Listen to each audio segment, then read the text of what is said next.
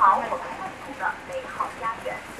武汉市新冠肺炎疫情防控指挥部，2020年2月11日。I arrived in Wuhan over 2 months ago. The city was at the height of its novel coronavirus outbreak, and authorities had just rolled out the most stringent stay-at-home order. No one was allowed out of their residential compounds unless they had to see a doctor or had a job directly related to fighting COVID-19. Tough as it sounded, what we saw next was people bonding together and helping one another. 我来给人家送菜。等一下吧，我到门口喊人家他下来。 For elderly people who live alone and do not know how to shop online, community workers and volunteers delivered food and other necessities to their doorsteps. 50了。谢，真的感谢，蛮感谢。哎呦，没办法呢，不要紧，要我们。我觉得我主要是什么都没得药了。 他有糖尿病买不到药，我们跑到5个药房一直都没有帮他买到，哎，没有帮他买到，哎，我们再继续跑吧。好，谢谢啊，谢谢啊，好。 At the peak of the outbreak, the city also turned a number of public facilities into temporary hospitals to accommodate patients with mild symptoms. Yes, the amenities in these places were basic, but they weren't exactly quarantine centers as many Western media like to think. Both the patients and medical workers there put on a brave fight. They cared for each other, and more often than not, had become friends with each other.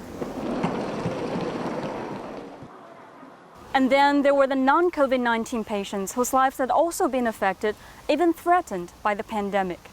我们那个医院的护士都不好。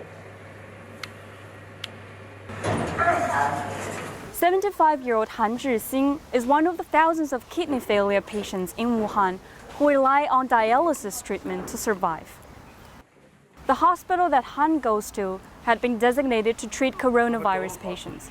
But instead of shutting down the service, the hospital moved the dialysis facilities into a temporary building to keep patients like Han alive. And because public transportation was suspended during the lockdown, Han's residential compound arranged for taxis to take him to the hospital 3 times a week. 我真的感谢社区给我架车子送我，不是这样我头不疼。 There were more such people.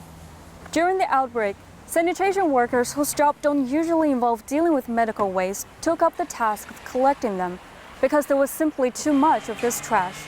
They did not complain.